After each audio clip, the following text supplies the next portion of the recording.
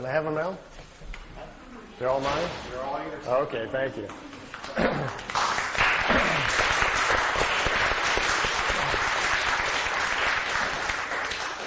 Well, it's nice to be back at Shift with all you fringe people. I kind of enjoy that. I never knew exactly what Shift stood for, so now that I know that it's fringe folks, I feel right at home. I got in. Someone asked me a while ago how I got involved in UFOs and what was the interest, and I had to. My mind kind of jumped back real fast. I was standing on the Great Wall of China. So you can do a lot of things and find out a lot of information. And most importantly, you can communicate or send signals directly to creation, the creative source, which is an infinite number of spirit forms just like ourselves, who all have evolved to the point where they know how to create and run universes. And you sometimes will get answers back. What's the importance of this? This enables you to find truth for yourself. The ultimate learning system. If you have questions about yourself or life and you know the proper symbols and can open the doorways, these things are available to you. Well, imagine Billy, after sitting in this seat, at 7 years old, all this comes back to him. All the language comes back to him so they can communicate with him. And then he steps outside of the craft and is sent back home. He's standing in a forest, 7 years old, out in Switzerland. Craft disappears. He goes back home. For the next few years, his education continues. They challenge him to remember things that have happened to him in his past and so forth, all about himself. So he has a very interesting childhood. Now, most of us, when we're 8, 9 years old, we're working on spelling between the lines and figuring out, 4 times 3 and so forth and doing our painting projects. Billy made it through the 3rd grade. And at that point, one part of his mind was still learning math at the local school, and the other part of his mind is being crammed full of all these very high, sophisticated technical things that they want him to learn. As well as he can't sleep because at night the dream state is so serious with all the stuff that's flooding into his head that we have a very confused young boy here. So he didn't finish his education. Instead, he quit going to school. His parents weren't paying much attention, so Billy would leave the house in the morning, go out into the forest, be left alone, sit down in the forest by himself at 10 years old, go into his meditative state. The stuff would start flowing in. He got educated in the forest. Billy has not lived a life at all like the rest of us. He's never had a driver's license, never owned a car. He's really never even gone into town. He's been living out in the country his whole lifetime. Then at the age of 16, something very interesting kind of happened. On his 16th birthday, the voice he's used to hearing all the time, he thought would come in to wish him happy birthday, was getting very familiar with it. Instead, the voice changed, and it was another voice came into his head. It was a female voice that said she would take over his education, and now it was time to do some serious work. Let's leave home, the voice said. The voice told him to go to India and start studying, that they would direct him where to go. He was led out to India, to an ashram in Meiruli, India, where for the next 3 years he stayed in those areas and studied their philosophy, the different philosophies of man, went over into Tibet, crossed over there, studied with them, came back. During the 3 years, he had almost 100 contacts with these beings who started showing up in the disk, taking him aboard the crafts and moving him back and forth in time for his own education. When he was 19, he had to finally make the decision whether or not he wanted to go public, whether or not he would work with them to do this or not. Then they says, it's your decision.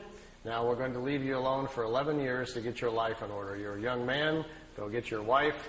Go get your children started. Get your family started, and we'll be back. Well, he says, this isn't going to be real easy because I've already seen most of my life inside the craft. He says they have viewing screens that can show you the past or the future. He already knew who his wife was going to be. He already knew he was going to have 3 children. He already knew where he was going to live. He says, this isn't exactly fair. I feel like there's kind of a plan out there. I just have to kind of walk in the right steps. So he says, well, I guess I'll go to Greece where I'm supposed to go, and I'll be meeting my wife in about 14 days on the side of the road. And it happened, just like they told him. He met his Calliope. They were married on December 26th. He was 19, she was 17. They had to sneak across the border because she was underage. He made his way back into Switzerland where he went, and they had their children, and he settled down in the farm area where he was comfortable. At this point, let me show you some of the pictures and things that happened to him. I know some of you have seen many of the pictures before, but I can see on some faces you haven't. We'll go through those rather quickly and show you some because they're always kind of exciting to see some of the pictures. I've got the slide tray going, and I'm on a leash here. Maybe someone could help me start the slide projector. And I think we'll have to slide a little bit this way now, so we'll go by this gentleman. You guys can come to this if you want to. All right, well, let's see what happens to us here if we can get an image going here. Do we have any control over lights here? All right, light control. And let's see if we get a nice image here or where we're at.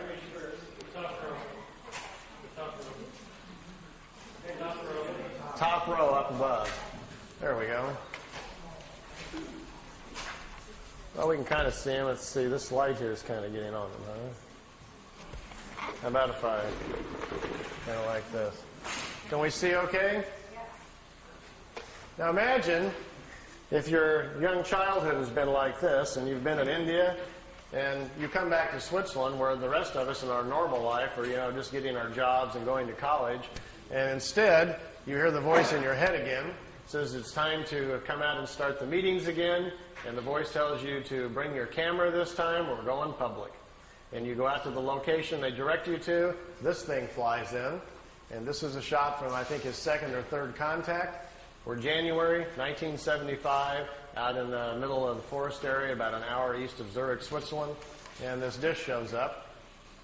Here's one of the older pictures taken in India back in 1956. Mehruli. He's only 19 years old, and they're picking him up in this disc and trying to educate him. This is his home where he lives now in Schmidruti, Switzerland. It's about 7,000 feet up in the hills. I took these. I stayed there for several months in the summer. Every night after dinner, I like to climb up on top of this hill because it's so pretty and just look out over the valley. Do you know I found, well, I kind of lost count, over 15 people in the area and who live there who have seen the disc, seen them come in by accident. I found 3 people who've driven Billy out to the contacts, watched the crafts come in and pick him up. And then one night I got to see them myself. I asked Billy if I could see them, and they came by and let me watch. I got to go out in front of the house and stand there with him and watch the disc come in and float over the house. So it's pretty spectacular when you actually see them.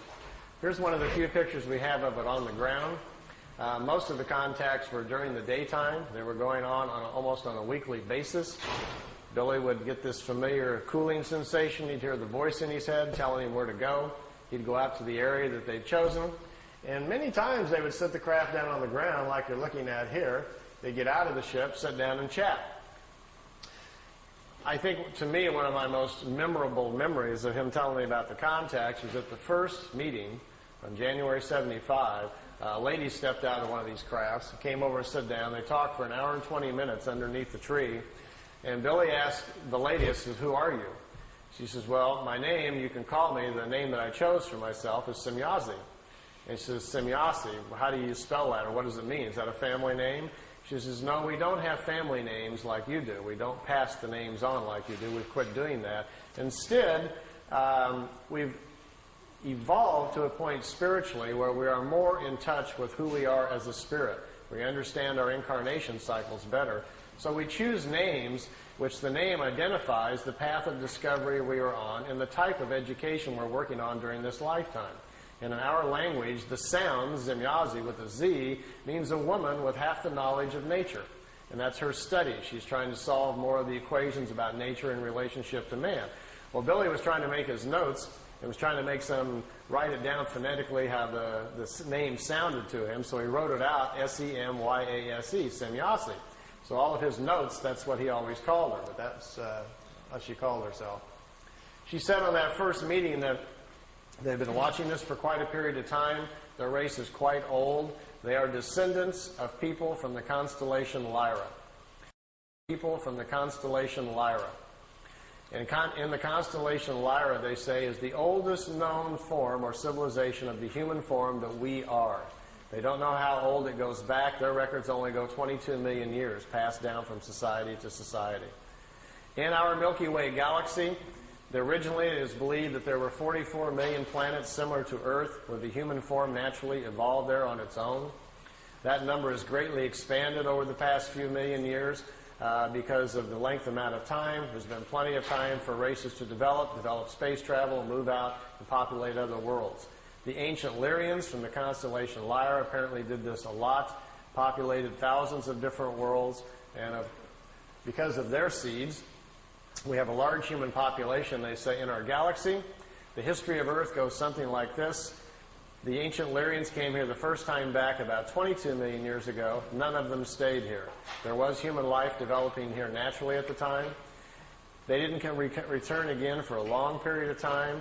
History really picks up about 386,000 years back. At that point when they returned, 144,207 Lyrians came here to hide out from wars that were going on in the constellation Lyre where they lived. You may have heard that number before. It is presumed to be the number of light workers which will restore the earth back to a spiritual path. Well, it apparently refers to these ancient Lyrians who came here to hide out. When they came here, after they'd been here for a short period of time, it was discovered that they were here. They came from the home planets, found them here, took their ships and their technology and stranded them on Earth, leaving them here so they couldn't return back to Lyra.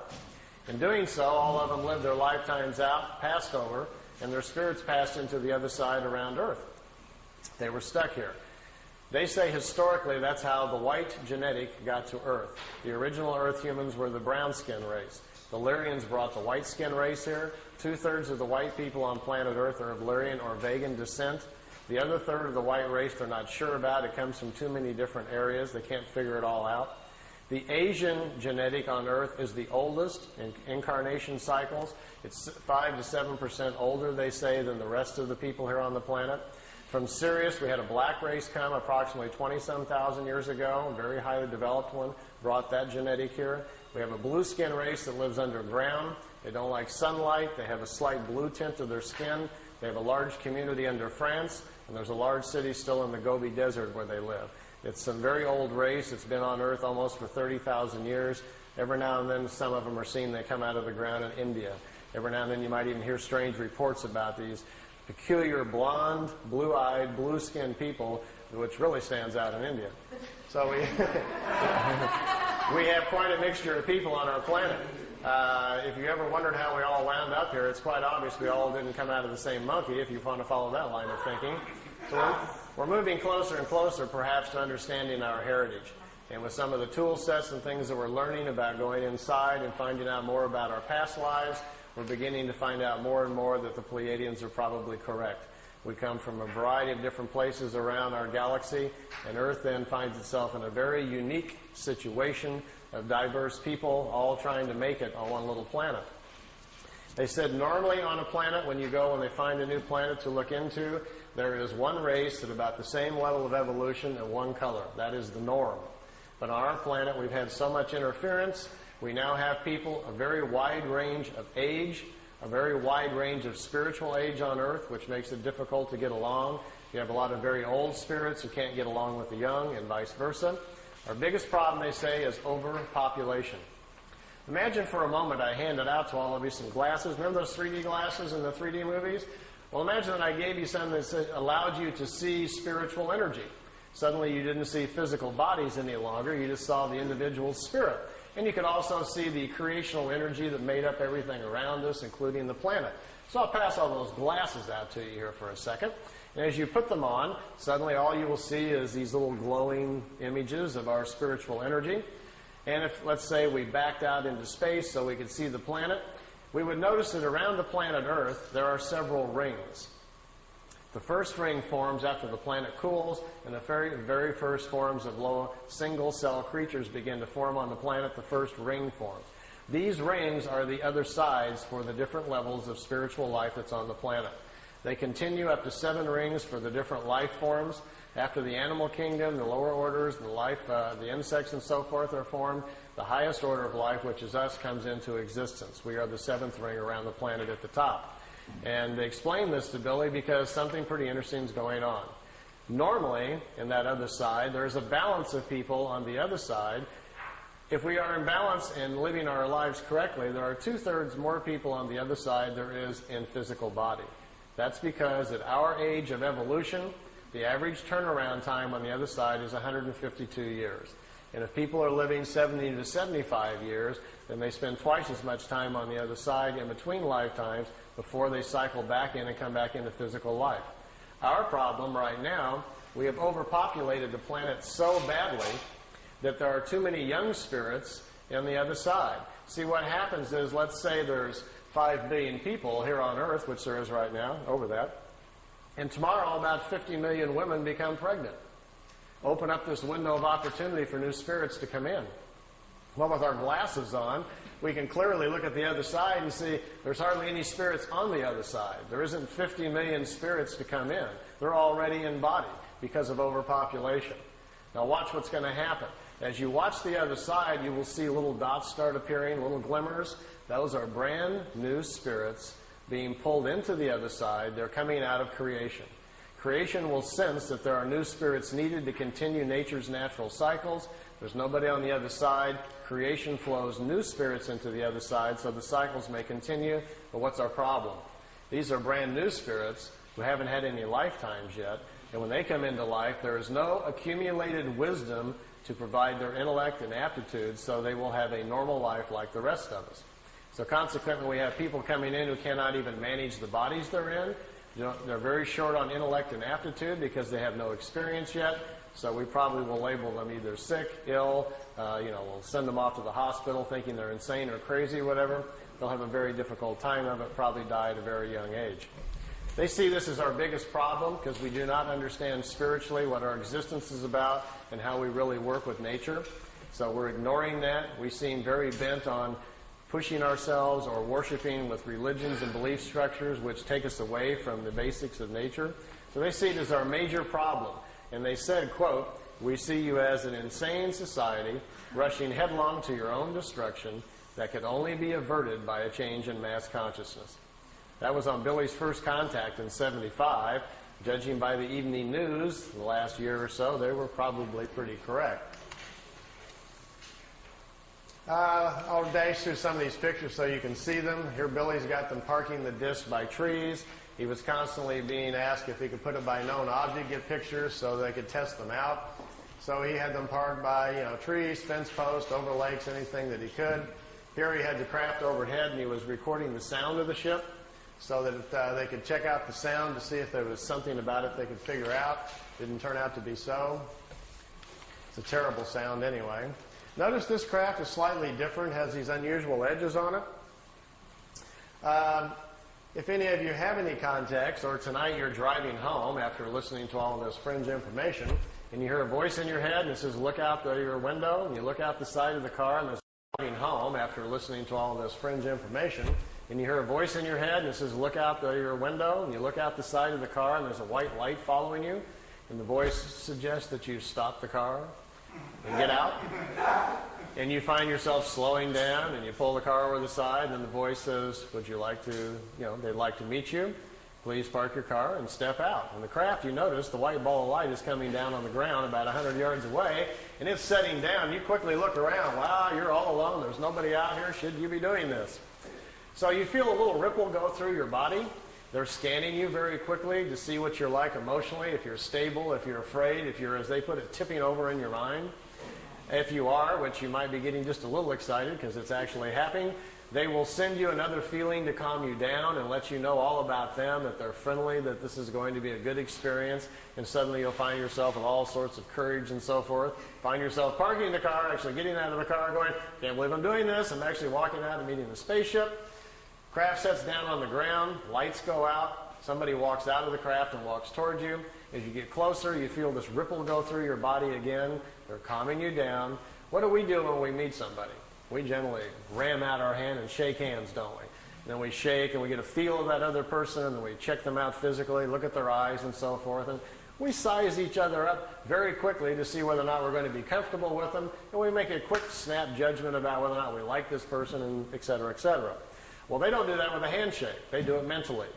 And that last ripple they'll send through you is kind of their hello. You will know all about them. You will feel them emotionally, and they will make you feel comfortable, so there's no need for the handshake. The time they get up close, they may suggest something like, "If you're not in a big hurry to get home tonight, if you'd like to go for a ride on the craft, we can take you aboard the craft. We'll take you anywhere you want to go in the universe. We'll explain all the mysteries to you. You can sit in our little education seat like Billy did, ask any questions you want, and they will be answered.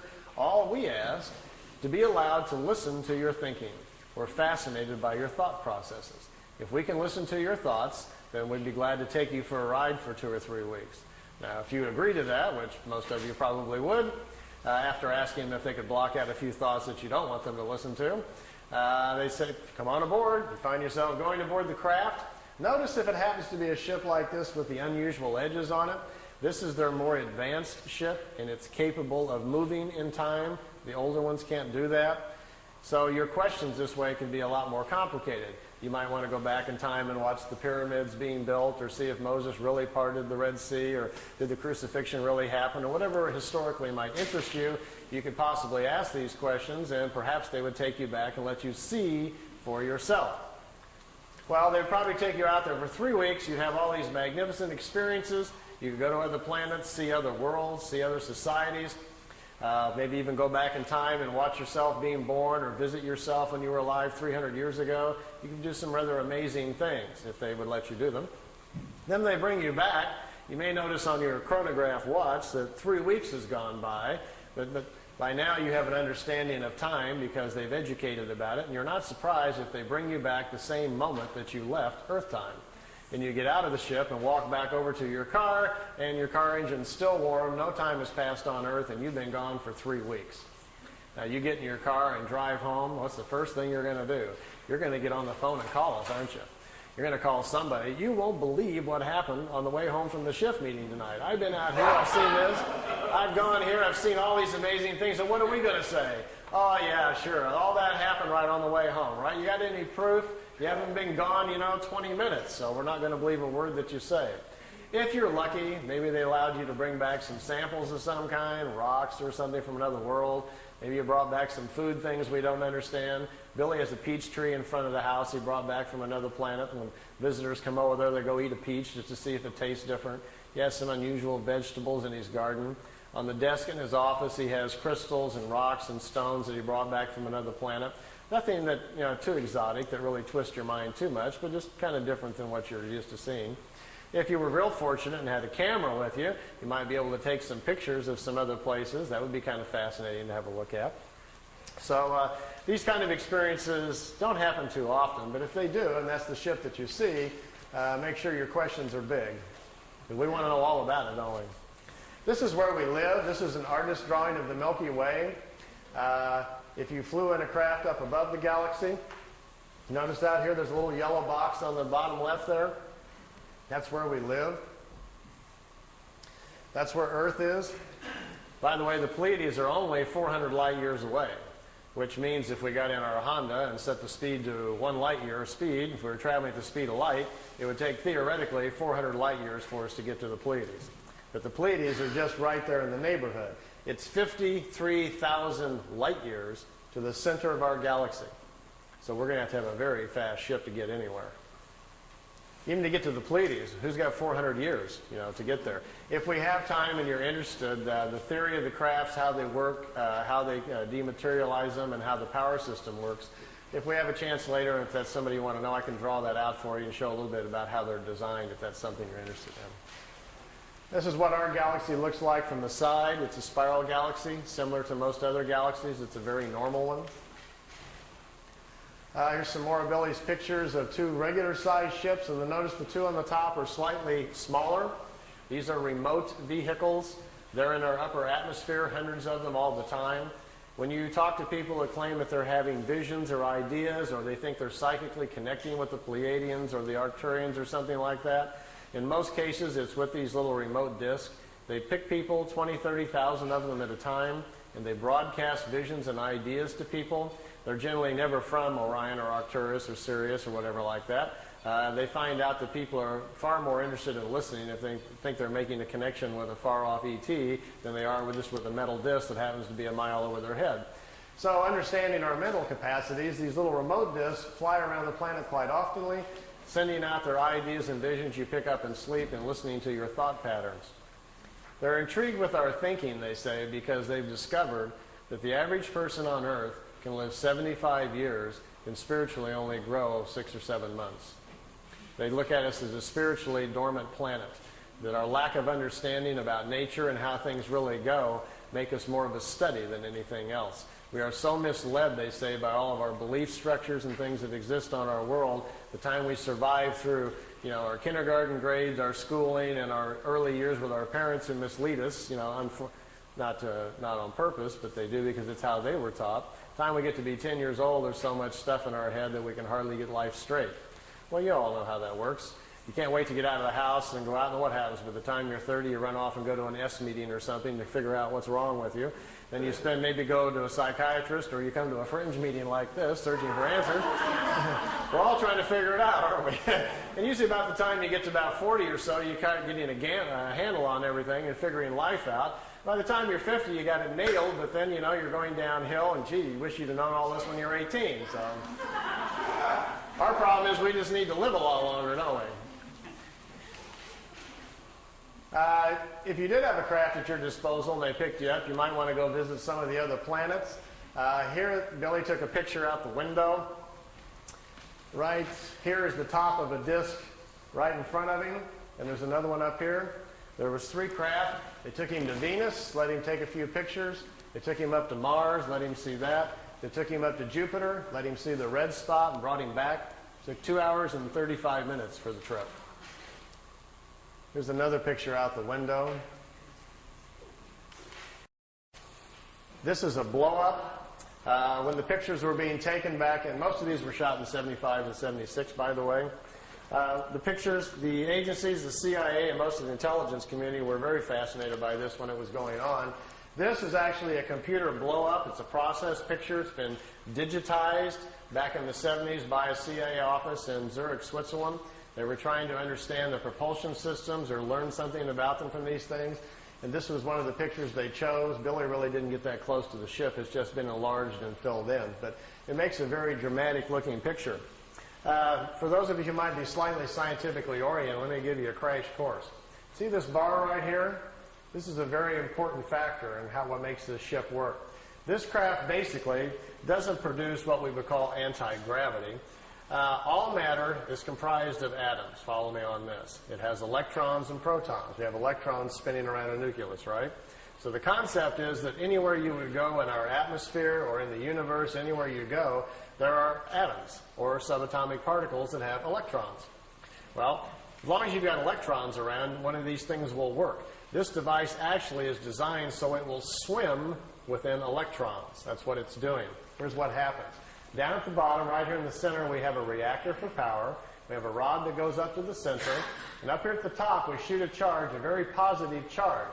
And right above, where this rim is right here, the whole top of this ship, the surface area of the craft, a positive charge is shot out. And what it does, it charges the electrons that are flowing around the top of the craft, and it makes a vacuum right over the top of the craft. That's what causes it to lift up off the ground. Because down in the bottom, out in this area down here, the charge is all different. There's a negative charge put out by the reactor down here. There are 3 capacitors on the bottom, 120 degrees apart. When the capacitors fire, a negative charge goes out the bottom, but the capacitors do not work if the craft is too close to the ground. The planet itself grounds out the charge of the capacitors. So they have to lift it off the ground before they can have the capacitors charged up. So that's the purpose of the vacuum at the top. And this right across here is an interesting kind of metal which separates the positive charge from the negative charge because the surface of the craft is highly charged by this intense field that's going on. So you have to separate the two. We have the charge at the top, slowly lifts the disc up off the ground. It gets up about 12 feet. The capacitors down at the bottom, there are 3 of them. They're in a triangle form down at the bottom, charged up. As soon as they kick in, the flow of electrons then moves down the side of the ship, gets out to the edge, and electrons have a very peculiar nature. They will not turn a corner. And when electrons get out to the edge of the right out here, they accumulate. And this accumulation, as soon as the charge gets high enough and they accumulate to a certain point, a field goes all the way around the craft, and that's what you see glowing tonight if you see a disk. When the field gets up to a certain frequency, voila, we've got propulsion. The ship is then isolated within its own gravitational or magnetic field, and at that point, basically, the bottom of the ship is chasing the top of the ship, which is in a vacuum. And you've got a way to move a craft around. Now, if you accelerate that with a tremendous energy force they have within the reactors inside, which, by the way, are no bigger than the size of a football, it's an implosion system with no radioactivity. You can put your hand on it while they work. They're very small. That creates a strong enough energy field that you can move around anywhere you want to go. So if you're thinking of building one, by the way, the more of the science stuff, how to create the charge, the voltage that you need, and the other things are on a website I put on the web. If any of you are interested in that, I'll give you the address later on. You can dial in and read the whole thing, and perhaps you can build one or something. If you do, bring it to the next shift meeting, and we'll all go for a ride. This is building some landing tracks. You can see them down here, the 3 landing tracks where the craft sit on the ground. It's kind of reminiscent of crop circles, isn't it? Here Billy's got his tripod out in the foreground, and the crafts are off in the background. Here we've got a regular-sized ship and 2 little ones again. Those little remotes. This is a different kind of craft. It doesn't sit down on the ground. It floats. The bottom of the crafts are flat. Burns the ground up pretty good, though. There's one at night. It wasn't a solid craft. It was just more of an energy field. Billy took several pictures of it. We have about 20 witnesses that also took pictures of this. It changed shape. Small objects came out of the large one, flew around the house. Billy tried to communicate with it, but communication wasn't possible. Later he was told that he had been paid a visit by a group of life forms, if you want to call it, from another world that do not exist in solid form. That there are many kinds of life in various shapes and forms, and some of them are non-physical. And the non-physical ones can move their essence or their energy field or whatever you want to call it to where they want to go. They get together in groups and kind of like jump to different places that they want to go to. Kind of like biolocating, I guess we might call it. And what you're looking at here is a picture then of a life form that exists in a non-physical form that biolocated to Earth for whatever reason, perhaps just curious about Billy. These are the last photo sessions taken in 1981. Billy's got them pretty trained by now to park by trees, as you can see, and known objects. He calls it the Italian wedding cake. The balls on top of it were experimental. They apparently have since dropped that design and no longer needed, but this is a matter displacement device. They first acquired the knowledge to transmit, or you might say teleport, their crafts on their very large crafts first, and then they're downscaling the technology here to the little ones. There's also a movie film of this coming in and zipping around the tree that he shot at the same time. And here we are coming in around behind the house. How would you like this to come floating through your back window? You look out and here's coming down in front of the house. That's where Billy lives in Schmidruti. Like they say in Men in Black, some swamp gas reflected off of Venus, and you got to. Well, as you can see, this is why this case has been about the most controversial in UFO history, because with these kinds of things to look at and talk about, it gets everybody pretty charged up. And here they are leaving at night, taking off from the house. The film imbalance causes it to look gold. The craft is actually silver. Here you can see the bottom of it, what looks like some sort of crystalline objects down at the bottom with some sort of etchings all around the circumference. Okay, we'll stop right there. Okay, we can have the lights back on now. Everybody kind of watch your eyes.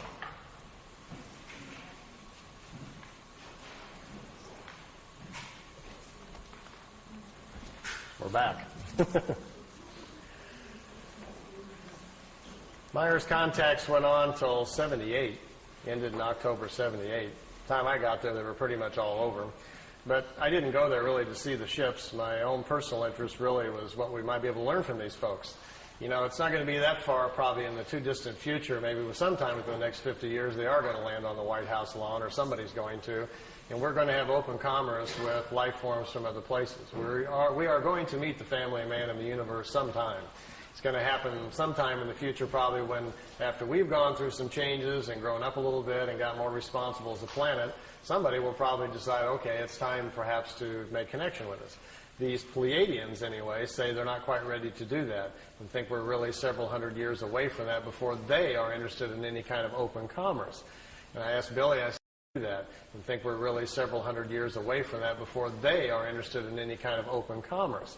And I asked Billy, I says, why is that? He says, well, evolution comes into play here. They're a lot older than we are. They're still physical. They still have children like we do. They still have to eat, but not very much. They only sleep perhaps an hour or two out of each 24-day cycle. They don't eat prepared meals any longer. They've extended their lifespan now up to about 1,000 years. So they're living in a much different kind of society, as well as the main difference, he says, is their mental. He says talking to them is like interrupting a monk in the middle of meditation or something. And then you find out the monk has an IQ of 1,000. You don't even know what to say to this person. They're tremendously intellectual. They know what you're thinking before you even hardly get your thoughts together. They are tremendously insightful about our emotions. And they look at us almost, not unkindly so, but almost more like in a lab experiment. Like we might look at, some ants or a horse or something. There's a vast difference between us intellectually and mostly morally. He says they've evolved to a point on their world where they live a lot different than we do. There's this very small population there. There's only around 400 million people on the world. We have 5.5 billion people here. If you've traveled around the world very much at all, this is a pretty crowded place. The planet itself looks like there's nobody on it when you fly up in the air a little bit. But then you go to our cities and we're all just standing on top of each other, aren't we? You'd think we would spread out a little bit and share the space, but of course that's not good for zoning laws or making money, so I guess we won't do that for a period of time. They have no major cities on their planet because, for one, they don't have economics like we do. They don't have government quite like we do either. They have more of kind of a wisdom system where they find the smartest people in certain areas and put them in charge of certain things. What a concept. Perhaps if we did that. Yeah. Remember 2 or 3 weeks ago when they were trying to get us to go bomb Iraq again and there were all the signboards were out in front of the White House? Somebody was holding up a sign which really summed it all up for me. It said, "Smart bombs, stupid leaders." And I said, that is the sign of our times right now. They're on the media trying to convince us to go over there and bomb a bunch of people and kill them again, And most of these people that are going to die, we're not at war with these people. They're scrapping for a living over there trying to feed their children. So that's where we are at as a country. We have smart bombs but stupid leaders. So we obviously have to make a few changes here. On their planet, for instance, if you have a Department of Agriculture, we would all get together and find our 10 smartest people about agriculture, and we would put them over here in a building, call it Smart Guys About Agriculture, and we would ask them questions. Well, we don't do that. Instead, we hire smart lawyers from South Carolina who just allocate funds for this and then take it back for that and stick it over here. Our whole government's based on shuffling money around, not about anybody knowing what they're doing up there. So if we would actually change our system to something like this, we may be on the beginning inroads to fixing some of our problems here. If you go to their world, it's seemingly very, very quiet. There's no cars. It's very peaceful. Billy says the people, for the most part, looks like either they're asleep or they're all in a trance. He says they're very, very mental. They communicate very openly, like in an open consciousness, like an open phone line. And he says there's something going on he didn't understand quite at first. He says, because we're not doing any of this. Imagine that all of us had become mentally so powerful that not only could we listen to each other's thoughts, but we got to the point where we could really honestly tune in with nature and understand it. You could really communicate with a leaf, and you could literally talk to a rabbit as it was walking by you. We were really tuned in with the world we were living in.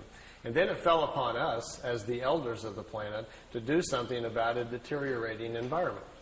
And all of us got together, and we knew the answer. We knew if we took part of our mental force and projected it into the atmosphere, we could not only clean it up, but we could put an energy into the atmosphere which would help all the creatures in nature. Everybody would live longer. We wouldn't get sick any longer. Our metabolism would change, and we could control the quality of our physical life. We understood this. So we all sat down one day and said, let's do it. We took hands. We charged our minds up. We got into a higher self as high as we could, and we charged the atmosphere up, and it changed all the life on the planet. People quit getting sick. People quit being emotionally unhappy. It stabilized the planet. The food started changing so that when you ate a small pear or a peach, you no longer got hungry. You didn't need to sleep as much because there's available energy to everyone. Everyone could tune into it to become educated. There was no need for schools. All we had to do was teach our children to sit down and tap into this consciousness, and all of the knowledge of the elders would be available to them. This is how they're living on their world. And they protect this mental environment. They don't let people from other worlds come and interrupt it and upset it. If you and I were to show up there with our cameras and our tape recorders, wanting to, have them stand in front of a tree so we could take their picture, they may accommodate us. But Billy said even when he was there, he continually felt like he had to be quiet, like he was in a church or something, like he knew he was upsetting something going on. He says they don't like a lot of visitors because normally the visitors aren't tuned into what they're doing mentally. And it's looked upon like a virus or a sickness in the atmosphere when lower life forms come to visit. I told Billy, I says, but I thought they'd ask you on a couple of times if you'd like to come back and live there. He says, yeah, you can do that. And I says, well, how would they do that? You being a much younger life form, or even me or somebody else, if we went to live there. I mean, they would let us do that? And he says, well, it's possible. They've brought some people there. He says, they might put you in an out-of-the-way area. But he says, they have a way of redoing your thinking. They can fix your brain right up. I said, how do they do that? And he says, oh, it's a thing that happens, and he talks, his English isn't very good. He says, before you're born, when you're inside your mother, he says, between the 8th and the 15th week is when your spirit sends the information to the mother about who's coming in from the other side. And there's a signal, a pulse signal that comes into mom's DNA that says such and such is coming in, so we need to create a brain network that's strong enough to contain all the accumulated wisdom that's coming in. Now, once the brain is formed with mom's DNA and this new signal that comes in, he says, as the body begins to form, after about the 4th month, he says, when there is commitment, when the spirit is ready to come in and it looks like we've got to go here, we're going to have a full pregnancy, he says, then something happens in the acids in the brain. He says, there's a copy of all of your accumulated wisdom from all of the lifetimes goes into the brain and the acids in the brain. And that's what kickstarts, so to speak, your consciousness, creates your thoughts. That's why one child is so different than another when they come in. You got one that's screaming, wild, yelling, throwing fits. The other one's very quiet and smiling, just wants to watch television. This is what sets up your personality and your character traits when you come in. It's that initial download of your personality as you're flowing forward from lifetime to lifetime. It's your operating system that's coming into play. He says if you were to go to a Pleiadian world, they can transplant the acids in your brain and change you overnight. He says you even get choices, almost like designer choices. What would you like to be like? They can take the acids from other people's minds and so forth and put them into your brain, and it only takes about 24 hours, and you are changed. You are, for the most part, it's high-speed injected learning. But he says the trade-off is you're no longer exactly you, because who we are as a personality and as a character is a large reflection of what we know, how we think, and how we act. And all that's going to change very, very quickly overnight. So you would have to be willing to put up with that. You're going to go through some dramatic shifts in personality, as well as your intellect is going to dash forward very quickly. So usually what they do is they kind of like pick out the style that you need. If you're a scientific person, lean that way. If you're a more nature person, whatever it is you might be leaning towards, they can give you these kind of injections, so to speak, slowly over a period of a few weeks and very gently change you into a different person. You get up to their speed mentally. And the nice part, he says, is as soon as you pass over, finish that lifetime, it carries forward. That wisdom carries forward. That wisdom carries forward into your spiritual self. They'll teach you how to do it. Then your next lifetime, it sticks.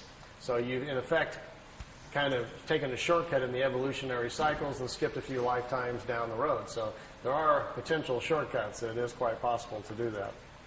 I think what I'll do here, I've got some movie film, too, of the crafts flying around, and then I want to do a little drawing and go over some of the mind and spirit things we've learned from them about how levels of consciousness and thinking and so forth. I didn't get to do any of these things the last time I was here, so I thought that might be kind of entertaining tonight. But before we get to that part, any questions you'd like to ask about ships, Pleiadians, landings, anything else? Anybody got a question about anything you want?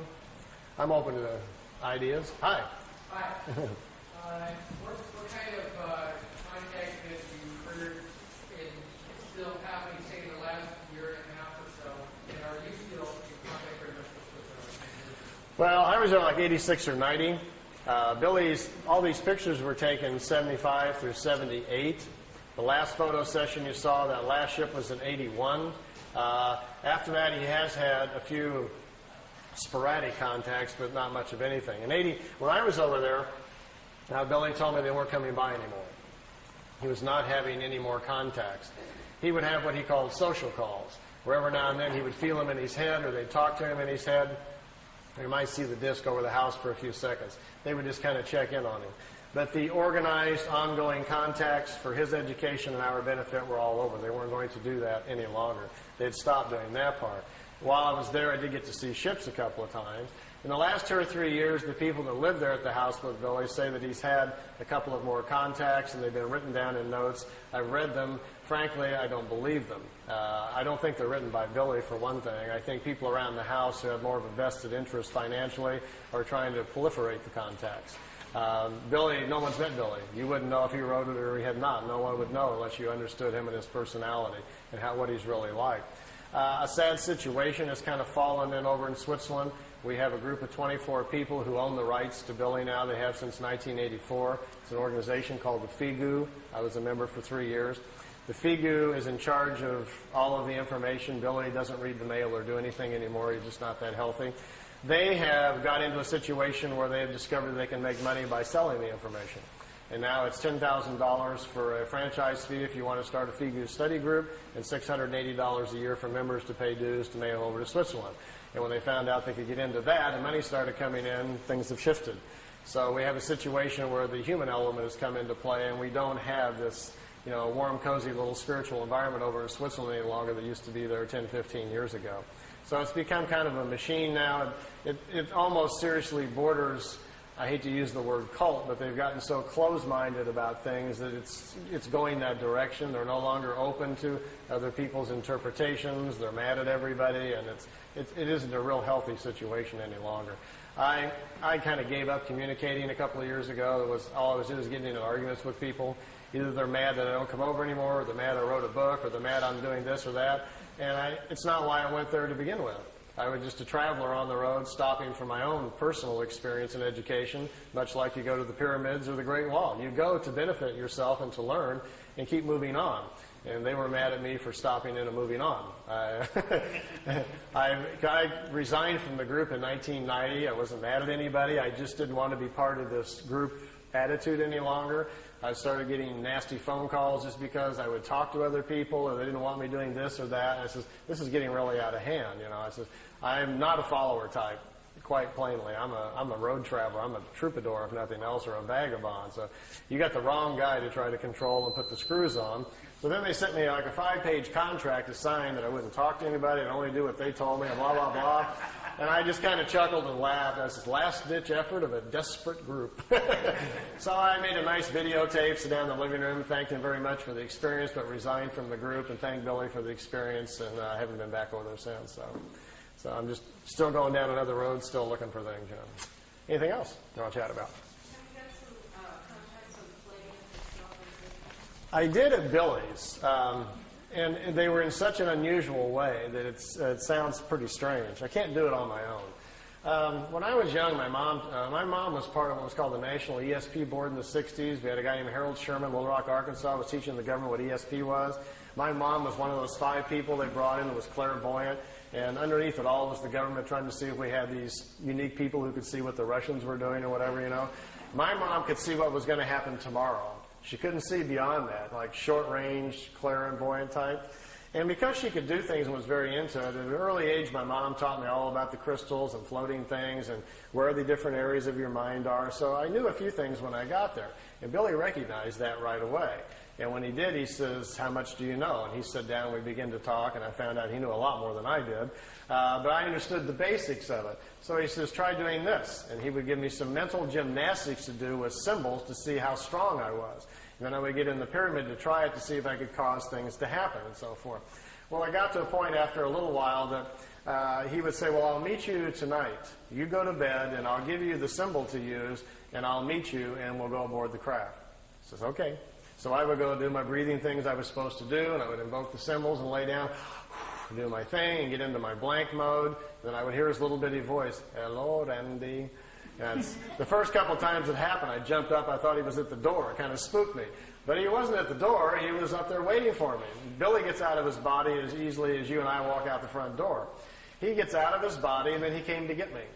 And after I didn't do it right the first few times, and I got onto it, then next thing I know, I'm on board a craft, but it's like you're a fly on the wall. No one talks to you, addresses you. And I would watch Billy communicate with them but no one ever would look my direction. I never felt anything. I was strictly there as an observer. And I don't know how he actually did it, but I can't do it on my own. I never got to go out on a craft all by myself physically or anything, but I had months of experiences like that. And mostly I was told the reason that they would do that, without having gone through the early childhood of opening up the spiritual language in my mind, they said that most of the people on the planet who are of that old Lyrian genetic are older than most of the other people. And if they are, buried inside them already in their spiritual side are the old memories of the Lyrian lifetimes. And as Lyrians, they've already lived on worlds that are far more advanced than the one we're on right now, so it'll come to them easier. So they said all I really needed to do was be exposed to the ideas, and the whole chapter would come back to me. So that's kind of what happened. And with me, Billy would just give me a few things and kind of grin and says, "You got it?" And I'd say, "Yeah." He says, "Go outside and figure it out." I'd go sit down and think about what he talked about, and I could walk back in and explain it to him for 3 hours. Stuff just started coming back very fast. So he says, "We don't need to teach you as much as we just need to wake you up. And once you're awoken, then you can go do whatever you want to with it." So that's the kind of context I had. Yeah? Well, when you talk about Lyrian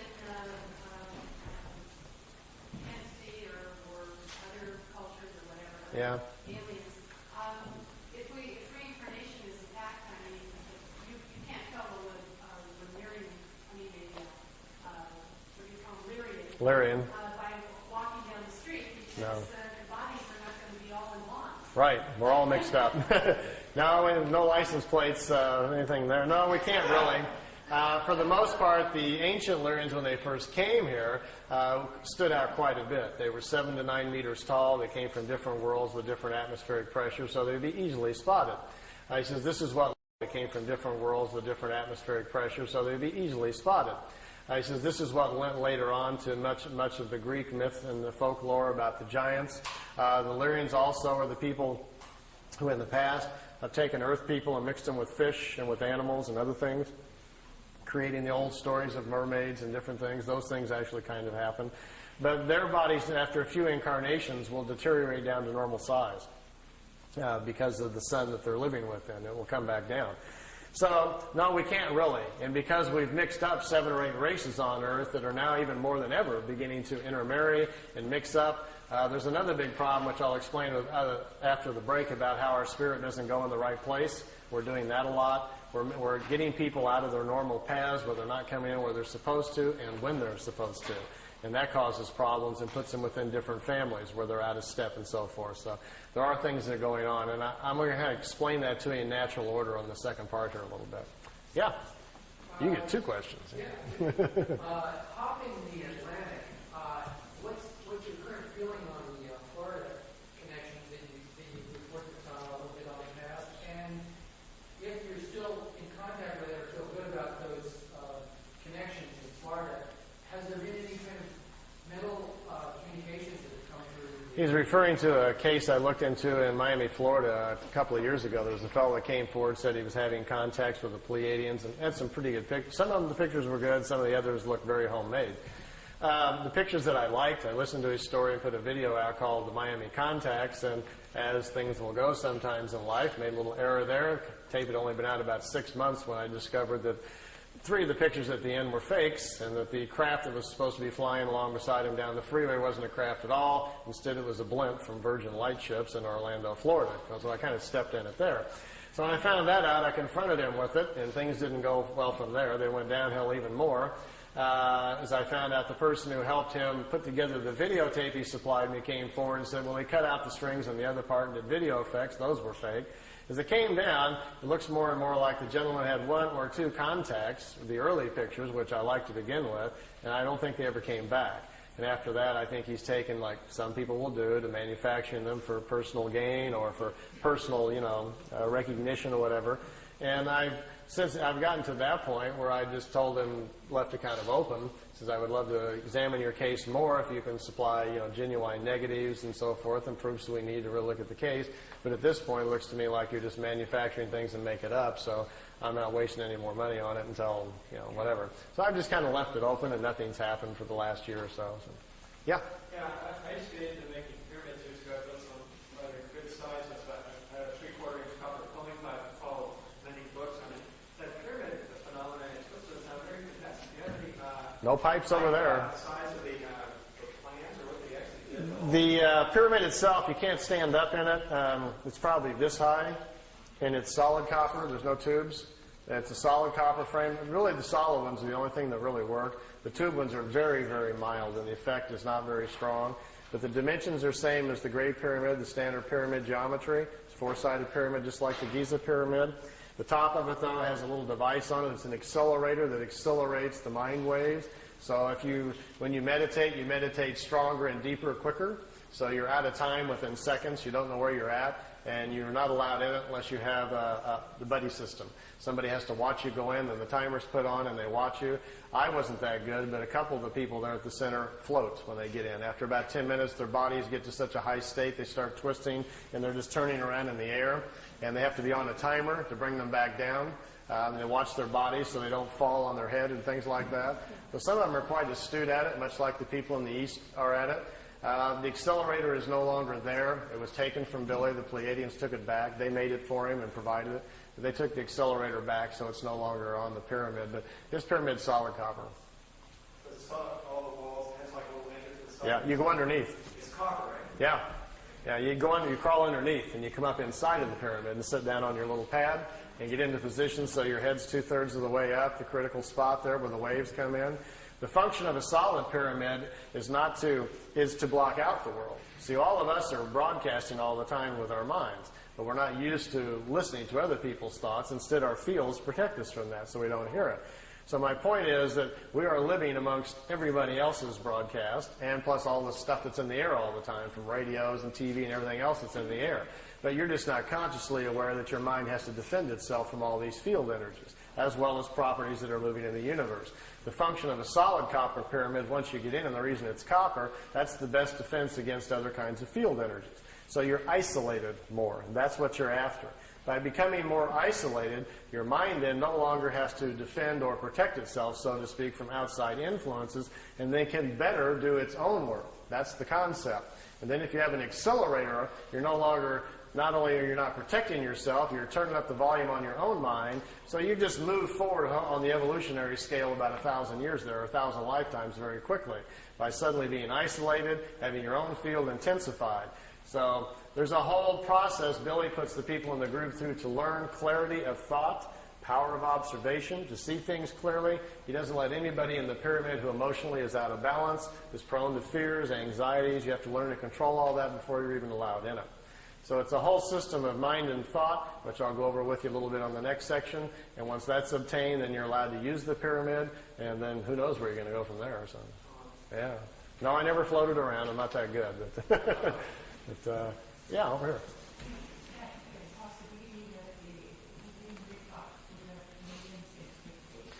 They said that they were, after the third year, they told him that expectations were 32%. That's about where it was at. The contacts were stopped because Billy's health was failing rapidly from trying to control the group around him, which was getting very out of control. Once the people around him learned what was going on, it settled in on them, the levity of what was happening. This concept of being special set in on too many of them, where they thought they were better than everybody else and they'd been handpicked somehow for the planet. And that thinking got carried away and the group just got very out of control. And at that point, we stop at this point. It no longer serves our interest. So to them, in many ways, and they told Billy throughout the 3 years, that much of this is a test to see how people will respond with open contact with us. We'll have physical contact with you. The people that live around you, we will not have physical contact with, but they will be made to know it's for real. We want to examine what happens to the human condition when it tips over, when reality steps in and takes over your current thinking. And most of the people at the center did not do very well. The original people all became, like, as Billy calls them, pit vipers, all snapping at each other, jealousy, infighting, arguing. Suddenly everybody hated each other, fighting over money, who's sleeping with who, and it became a real nightmare. So Billy was like, stop, stop, stop. This is becoming a madhouse, and then at that point they stopped it. It went a lot longer than expected. Let me show you something. See these tapes? This is Billy's whole 3 years of meetings.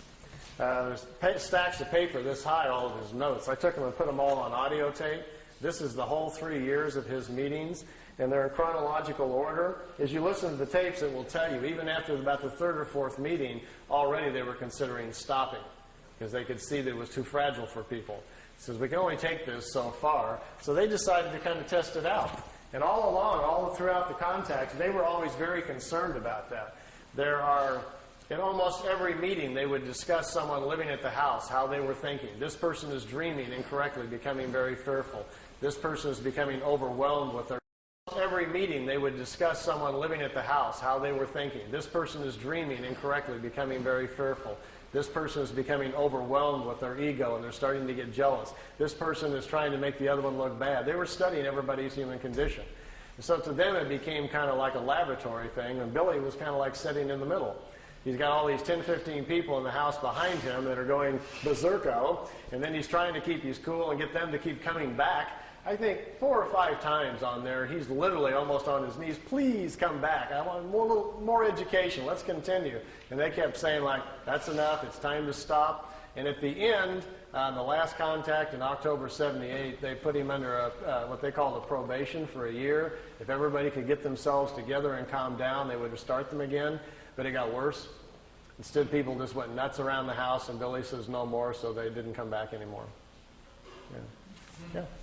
Those big volumes that Wendell Stevens put out, Liter's translations, how complete or accurate? Wendell Stevens was the original investigator on the case. That's how I found out about it. The notes, Billy's notes, the 1,800 pages of all of his typewritten notes, Wendell has a set and I have a set. And Wendell made the messages from the Pleiades books out of those. Wendell didn't change anything. What Wendell did was leave things out that he didn't think people were really ready to hear, and mostly that was pretty much all the spiritual stuff. Wendell's not comfortable with that. You must remember that Wendell's more of a nuts and bolts, chase the UFO picture kind of guy. So it was his decision just to leave a lot of that out of the books. But from what I've read in him, Wendell didn't make any effort, neither did I, to try to change anything, and we just figured let the marbles fall wherever they do. My book, The Pleiadian Mission, is a little different. I actually went to Switzerland because Wendell and Lee wouldn't give me all the notes. And so when I was traveling on my next trip, I said, I'll just go to Switzerland and get them myself. So when I did, I was interested in all the stuff that wasn't in the Messages books. Of course, the Messages books weren't all out yet at that point. So what's in mine is pretty much, most of the book is 67%, 60 to 70%, mostly the spiritual stuff, which is what I was particularly interested in. The book isn't about the UFO case. It's about the Pleiadians, how they live, why they came here, all about Earth, our history, what a creation is, what a universe is, all about the incarnation and the cycles and everything. These were the things, the questions that I had, and that's predominantly what's in my book. So your book is your book a summary then of this huge case? Yeah, in my words. Yeah. And I think in some ways, not to put Wendell's down at all, I'm a big Wendell fan, I love the guy, but my book is probably more accurate at the things I talk about than his, because Wendell wasn't interested in a lot of those things. Wendell felt obligated to put it out, but didn't care that too much about it, and there's a lot of places in Billy's notes where things are not explained well, and they just didn't get it right, and then later on they fixed it, and Wendell didn't know about that. So Wendell didn't take the effort really to look into things that much because he wasn't that interested in it. Of course, reading the translations are an exercise in masochism. I've got one set of them. I used to make sets of them every now and then for study groups. People, the whole pile of them. Yeah, they were translated by a German student who didn't speak English. So he got a dictionary and transliterated it, just word for word without fixing the grammar. So it's as you read it, after you read the first few pages, that you're about getting a headache trying to figure out where the adjectives are. Why isn't the adjective over here? And we don't speak that way. But then you get used to it. You get a flow after a while, and you kind of look at sentence by sentence, and then you start reading them a little bit better. So the translations are lousy. The first 3 books of the 18 books I had translated in beautiful English. I paid $2,500 a book to a translator. I was going to do the whole 18 and then put them out on the market. And I just gave up. I couldn't afford it for one thing. And about that point is when I decided to get out of the figure, so I just gave up. And I had put the whole thing on audio tape, so I figured that was enough. And then I picked out the more interesting parts of all the notes and put it in the Pleiadian Mission book and stopped there. It's just too big of a task. to do the whole thing. There's also some other books that Billy didn't give me, but which I read over there. There was 2 more books that Wendell doesn't have and I don't have. There's actually 20 sets of the books.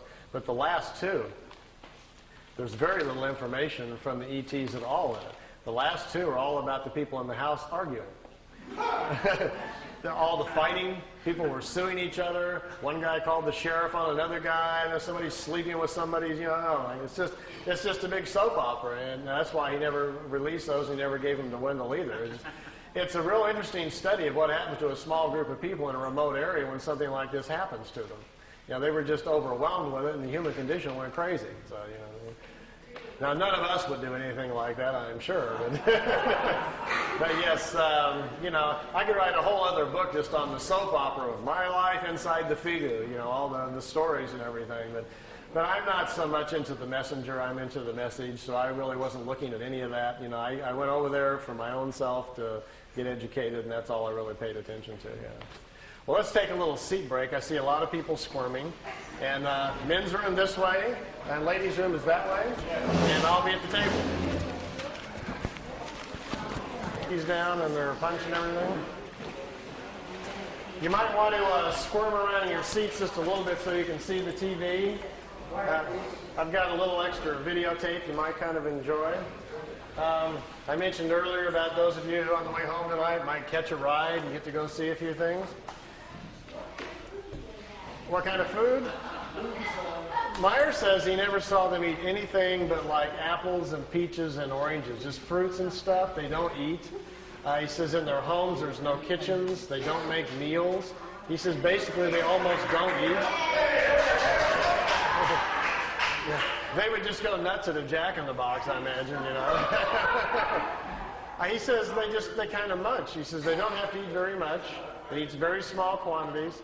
And something in their atmosphere controls their metabolism. They don't get hungry very often.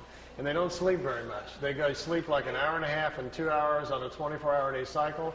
But he says they're in deep REM within a couple of minutes. They just fall out like they're dead. They wake up in about 2 hours. They're totally revitalized.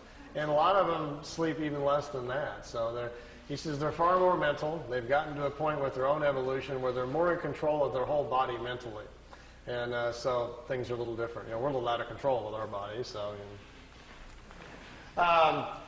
what I've got on the tape, I've been up here a couple of times before, and usually I try to bring some new things for every time when I come around. I've got several tapes laying around the house that I've gotten in various places. What's on this tape? And I wasn't going to show the tape of the other planets and the mothership of Jupiter and the dinosaurs and things, but I had 4 or 5 people ask me at the table, so I think it's on this tape. So we'll start it up and see if it's in the right spot. So I should tell you a little bit about what it is. So I know this is a fringe group, but I don't want anybody falling off their chairs there. So imagine, if you will, that you did get a chance to ride on one of these, and you said, just as a lark, gee, could you take me up and show me some other planets? And they do, and you start seeing satellites and other equipment around Mars and so forth, and start asking questions. And they tell you, well, there are projects going on your own planet that are already going up to the moon and Mars that they're not telling you about. And these satellites you're looking at and this equipment is part of joint efforts by America and Russia in one group, and also the Germans, the technologists who survived World War II and went on their own, are already building communities up there. They're way ahead of everybody else. So there's some stuff up here that you're not seeing on the evening news. So I'm going to show you a couple of those things. As well, at one point, Billy asked if it was possible to go back in time and actually see dinosaurs. He was just kind of goofing to see if it was possible. And they says, well, yeah, it's possible if you would like to do that. So the pictures, there's 4 or 5 pictures on here of dinosaurs and of a prehistoric Earth. Like I tell everybody, I can't tell you if they're real or not. They're just interesting to kind of look at. He says he went back in time to a prehistoric planet, that he actually got out of the ship and saw prehistoric creatures. He got back in the ship with his camera and took some pictures of them. So those should be on here too if I've got the tape anywhere close to the right place. And then I brought with me, which I haven't shown in quite a while, just for you to see. It's a few minutes of the crafts flying in and zipping around a little bit. There's several different segments, and we can look a little bit at that. And then I want to go over some of the mind and spirit things. Last time I was up here, we talked about doing like a workshop on the weekends for people that were interested in more of the spiritual stuff. And we're thinking about doing one this Saturday, but that's not working out. So I'm going to go over a little bit tonight about what we do at the workshops, and I'll give you a taste of what we'll do. And then for those of you that are interested, we'll get together with Charles, and we'll come back up this summer sometime when we can get it organized. And then we'll do it on a weekend. We can do it 1 day or 2 day. If we do all of it, it takes me 2 days just to get through everything, if there's enough of you that are serious about doing it. I have my own copper pyramid that Billy made for me that we use in groups, and I'll teach you some meditations, and I'll teach you some of the mind things, different areas of your mind, how to use the symbols and find them. So it's kind of fun stuff if you're interested in following that kind of path, as well as we'll go over some things about the universe and how our cycles, our incarnation, how the rings are formed, and we'll have some fun with that and try some things. So we'll do a little bit of that tonight. I'll go over it just a little bit. So let me see where I'm at on this tape and see if I'm anywhere close to where I want to be. Oh, yes, here's Venus. His first flight around our solar system. Here's a picture of Mars. By the way, this is not a professional tape. As you can see, these pictures are in a picture album, and I've just got my camcorder out, and Wendell and I are flipping through the pictures. So this is not a produced tape for you to look at, so it'll probably never be on the market, but at least you get a chance to see some of these pictures. This is Mars just from a different direction with the sun very bright on it. Now, here is Mars, but here's one of these satellites. It's in orbit around Mars, made on Earth, unannounced, and is in orbit. This is the spring of 1976, and this device is in orbit around Mars. I don't know exactly who made it or who put it up there. Here's another one. This is Mars again, and here's the light panels, solar panels, and the satellite equipment in orbit around Mars again. This is a different one.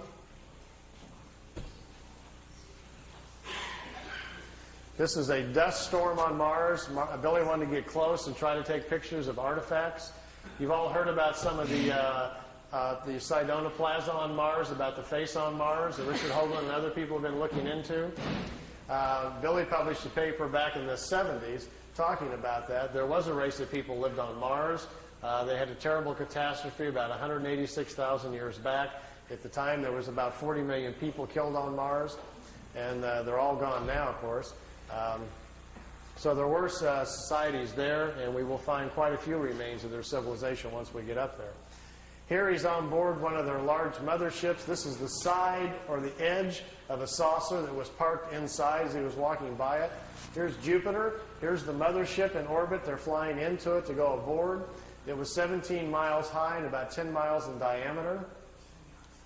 He spent 3 days on it. They went to different places in our galaxy to show him around. This was the craft that was right in front of him as they were flying into it. He took a picture of that one.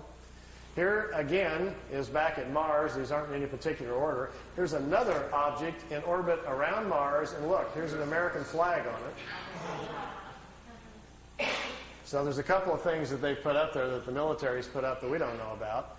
This is a picture of Billy in a suit.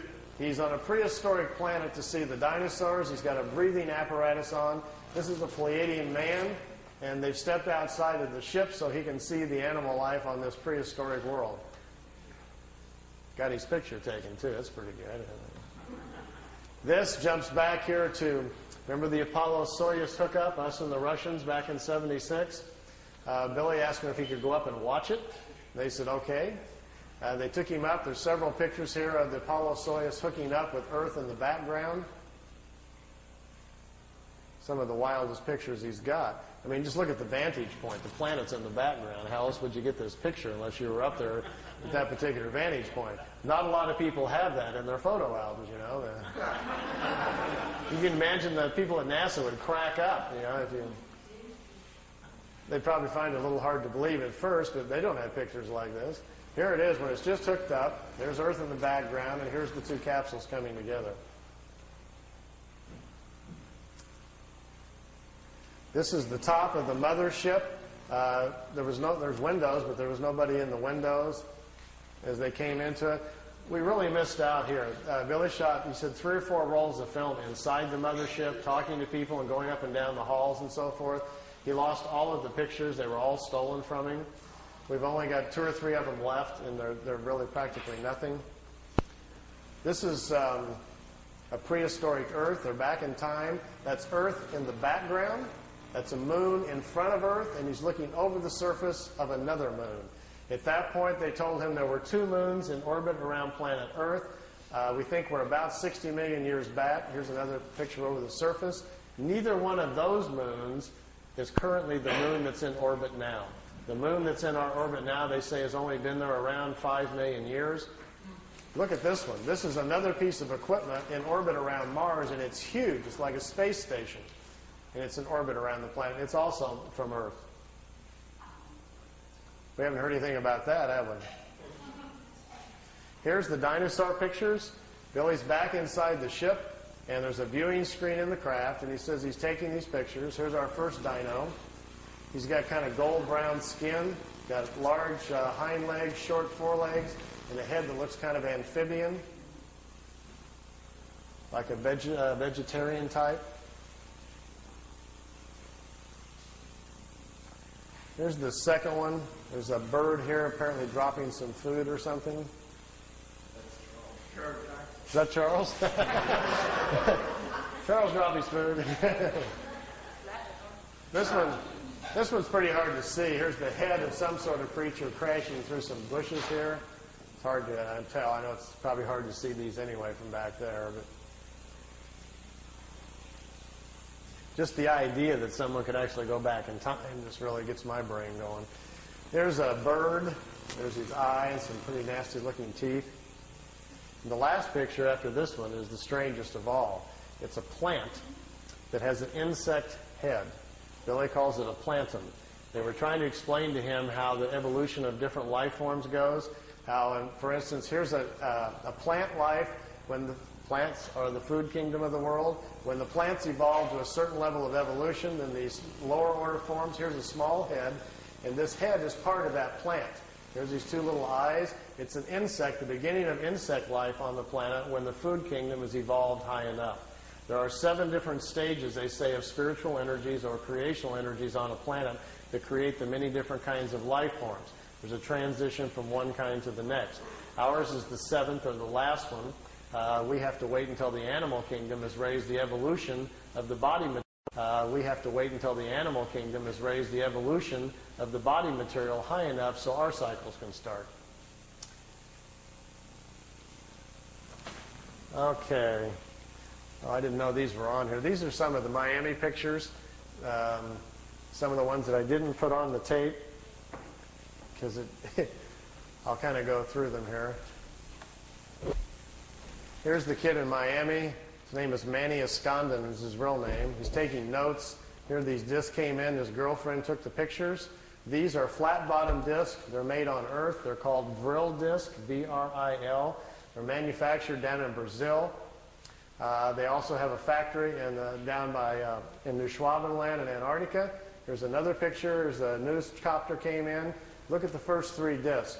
When they see the copter, they start to turn invisible or put their shields up. And the first 3 crafts, they go out in a series, are just becoming invisible when he snapped the picture. It was taken with a Polaroid at a 30th of a second, so it caught it right in the mid of going out there.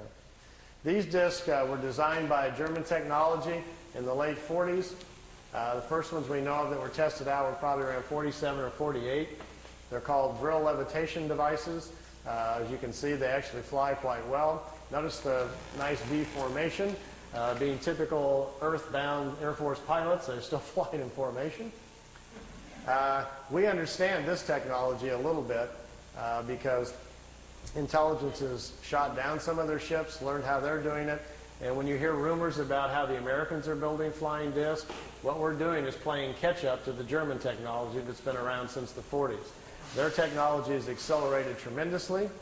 They make 2 different types of levitation devices. That's what we're doing out at Area 51. We manufacture the devices in San Diego. They're put together by General Electric. We test them at Area 51. Here's the German disc parked down on the ground at a facility down in Brazil. Here's 4 guys standing next to it down there. There's a whole row of them. He couldn't count how many were down there. He had his Polaroid with him and grabbed a few short shots there. Over here's 2 guys here on a craft coming in. You can see the two guys standing here. And down here at the bottom, which I know isn't clear, is one of these old bell-shaped crafts. Many of you are probably not familiar, but there was a fellow named George Adamski back in 1962 who claimed to be having contacts with people from Venus. This was the craft he was taking pictures of. George's contacts were real, but he wasn't having contacts with anybody from Venus. The blonde-haired ladies that were inside the craft were actually from Brazil. That's where the crafts were flying out of. They've been making them down there since about 1947. They find it very convenient if they make contact or land somewhere to tell people they're extraterrestrials, and we're very open to it. If they tell them, hi, we're part of a German intelligence group from Brazil, people would freak out. I got my camcorder and I've got my micro lens on here, getting as close as I can to this picture. It's a very, very small Polaroid picture that's about that big, and it got wet in the rain. He left it in the windowsill, so I've ironed it and put it on paper so we didn't lose it. And I'm copying it with my macro. Here's the whole picture. Over here is one of the old bell-shaped discs. There's one in the air. Notice the platforms they're sitting on. There's a guy standing here. There's a guy over here just coming out of this disc. I'm trying to get real close to the bottom of it here so we can see what they're like. This is an area, if you look on a map, I've got a little videotape over there if you're interested in learning more about this information, called Space Cities. I've narrowed it down to about within a 200-mile range where this facility is at and what they're doing down there. Here's the guy standing there. The discs sit down on the platforms. Remember earlier I was telling you about how the condensers charge out the bottom to have to charge the field up? If you get too close to the Earth, the charge dissipates because it's grounded. These metal platforms, they sit them down on the platforms, then they can keep the ship charged up. And if they need to take back off right away, they can. They don't have to wait for the ship to charge back up. The platforms charge them up for them, so they can lift right back off. If they would set it down without the platform on the tripod legs, they got to go through the process again of charging the capacitors up, which takes 3 to 4 minutes. So if they're in a hurry to get away, they're in big trouble. These old bell-shaped discs actually have 3 Mercedes-Benz truck engines in them, driving the magnetic field. This was their first design that they made. This was the first ones that the Germans built. These craft here were under consideration, and they were working on them in the end of World War II. When you hear about Hitler's secret weapon at the World War II, if you go back and look at the newspapers, that's what he was talking about. They were in hopes they would get these things up and working, and they would still have a chance then to win the war. Fortunately for all of us, they did not, or we'd all be speaking German today. Interesting side effect, too, once they finally did get them up and working, they made lousy war weapons because the field around them prevents you from dropping bombs or anything out of them. It ignites the bombs. So it took them a while. They don't even have weapons on them for a while, and then they had to come up with other kinds of devices. This was the first pictures I saw from the kid in Florida of his German contacts, and to my knowledge, I still think they're his best and perhaps his only contacts. I think he probably had a couple of contacts from these people. They came, they took him for a ride, it looks like on 1 or 2 occasions, and then perhaps they never came back. So we found this situation on several people around the planet, so it's not an uncommon situation. And this is from ET technology, but it was before 487. It wasn't ET, nothing to do with ET. It wasn't. No, just good old German intelligence figured it out. I can tell you where they got it. It's kind of a long story, but basically it came from German people who had traveled to India to study the concept of the virile, the energy of the universe, and they were trying to figure out how to levitate their own bodies to move in time. And they came back and they explained it to people what they were doing in India, how they were trying to travel in time. And some German engineers tried to build a machine to travel in time, but when they turned the thing on and lifted up off the floor instead, they didn't time travel, but it floated. And they stumbled onto the idea of how to make what's called a virile levitation device. We think they did that probably the first time and sometime probably around 25 or 27. And then the concept laid around in private circles for a while and then became a potential thing during the war and then really didn't happen until after the war. These are Billy's pictures, some of his early movie footage. We got a car going down the highway over here and the trees blowing in the foreground here, and here's the disc. They're trying to show him, just allowing him to take some movie film of the craft. This is a few minutes long, so if you want to ask any other questions, feel free while it's running here. I'll just kind of let it run. You can see they float. The field around the craft that supports it The ship is kind of in its own self-contained environment, so it floats on the gravitational wave, much like a boat on water. And when they blink out, what is the technology there? They really don't go anywhere. They figured out how to make them invisible to our eyesight by controlling the frequency of the field around the disk. It's just a trick. They set the field up to a certain frequency. It bends reflected light. We can't see it. You and I don't see direct light. We see reflected light. Sun bounces off of me, goes to your eyeball, and you see me. This is a demo right here, I think, where it blinks out. If I put a very strong magnet, for instance, between you and I, right here to interfere, you keep turning it up, eventually the magnet will attract the photons that make the light and bend them, and they'll go the other direction, and you couldn't see me, but they can see me over there. But you wouldn't be able to. So that's the basic theory we think they're doing. They've just figured out how to cloak themselves by bending light and causing our eyes not to see it, because they don't go anywhere. They were clear to Billy that the craft is still there. If you're inside the ship, you can still look outside and see everybody else, but they can't see you. And yet we can see optics beyond them on the outside. And yet we can see optics beyond them on the outside. Yeah. Yeah, they're blinked out, and it'll come back on in a second. Blinks There's in. a Japanese documentary which showed this thing blinking out, and then it showed the frame by frame. It showed a green light emanation just before it blinked out. Well, this is from that documentary. Oh, I see. That's where it came from, yeah. Billy shot 9 sections of movie film and gave them to Junichi Yaoi in Japan, and they put together called Beam Ship, the movie footage. Originally it was called, a film came out in Japan called Contact, and then the Contact bombed at the box office. Nobody showed up to watch it. And they previewed it in Kansas City about 1982 or something like that, and people booed the movie. They didn't believe it at all, so they took it off. And so then it came out on videotape like 7, 8 years later, and all this footage was on it, you know. Nobody was too interested in looking at it. See how the craft just kind of floats? Let me move on down because there's several on here. And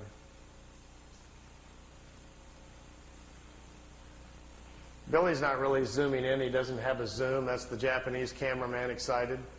What you're looking at is Billy was in his living room showing this footage on his own movie projector, and the Japanese came over with their video camera in the living room sitting next to him, and they're taping off of his screen.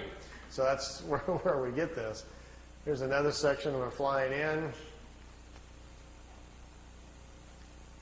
I'll kind of fast forward through some of these because I think it's kind of long. So, how many ships can you look at, huh? This one's kind of cute because he's walking out in front of his camera, and he's trying to get them to perform some maneuvers, do something sensational for the camera, and they don't understand what he's talking about. And he will eventually get bored and just quit. You know. And there's the craft setting out there, floating out in the background.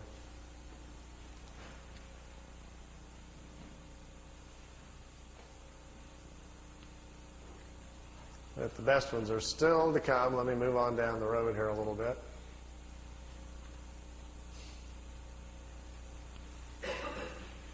The ones that are made by the Germans or by anyone else on this planet, how far can they go?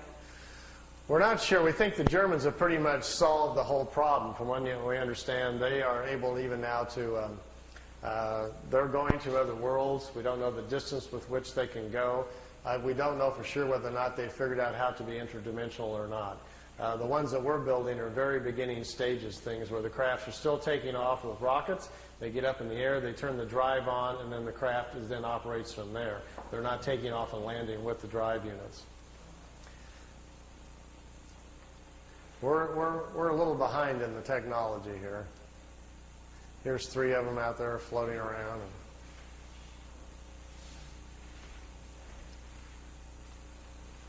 Does anyone else have a link with the Germans or with the Japanese? You know, that's the curious thing. I think at certain levels of security, obviously, on this planet, everybody knows what everybody's doing.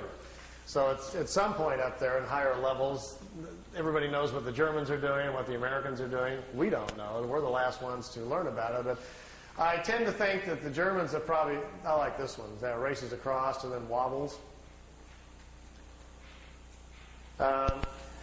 There is some cohesion, if that's the word, between America, England, and Germany, but I'm not sure exactly what it is. I think we've tried to get along with them at some point to get information from them, but people in Congress know that the United States is not interested in having open contacts with a renegade band of Germans. Everybody's going to yell Nazis and scream, and it's not going to work.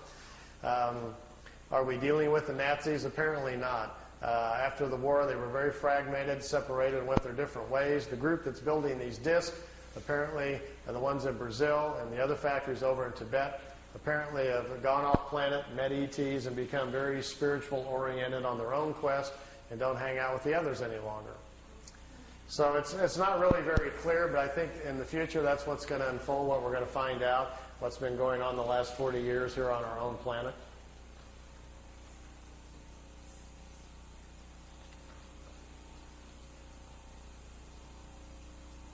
Notice when they go to the right or left, they have to tip it up, and then it kind of staggers to the right, staggers to the left, like an old Star Trek episode or something.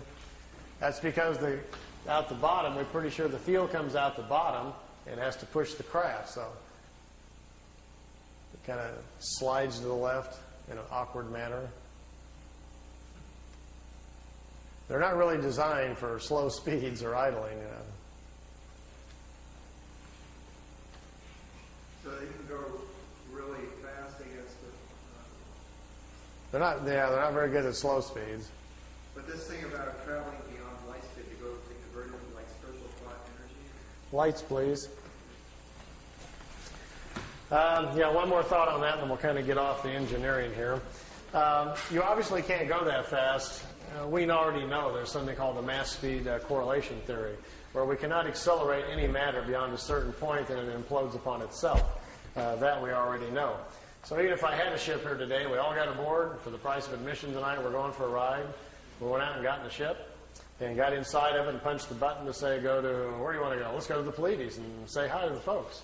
Well, we couldn't fly there in the ship. It would take, even if we had the speed of light, and we'd be going 400 years to get there, so we don't have that much time. So they have obviously come up with some methods to move the craft much faster.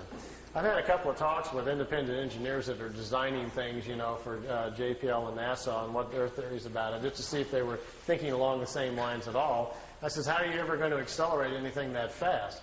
He says, well, you're not. What you're going to have to do is make it interdimensional. You're going to have to change it from a physical form to a non-physical form so it can move at the speed of subatomic particles. And when we do that, we're not sure what's going to happen. That's kind of what they're doing. They dematerialize the craft. It's converted into a non-material state that contains its own map or programming. And then when it's in a non-material state, it's no longer in reality, in the three-dimensional world.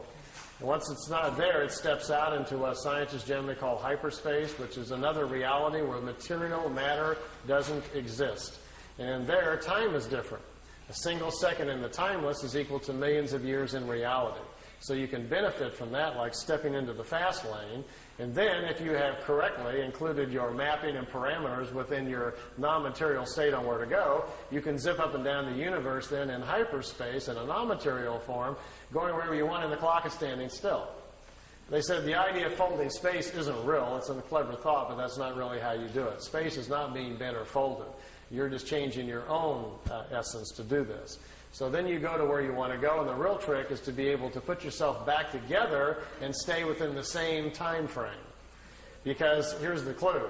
Once the craft is in a non-material state in this hyperspace, if the particles that you are now existing in slow down, you come back in time. You'll re-enter in the past. If you accelerate the particles relative to the speed at which they started with, you move forward in time. And think about this. If a single second is equal to millions of years in reality, it would take very little of a change for you to slip off millions of years. Get lost real good. They said that the universe is literally full of beginning time travelers learning these concepts. And that these secrets are very closely guarded because to understand them also begins to unlock the matrix of the universe and gives you access to knowledges which is very, very dangerous. So they don't teach anybody this stuff. They say they guard it very closely. It's too dangerous. They being the ETs. Yeah. It's not healthy to learn, and they say until people earn their own responsibility with it. Okay, I got a little drawing board here. It's great.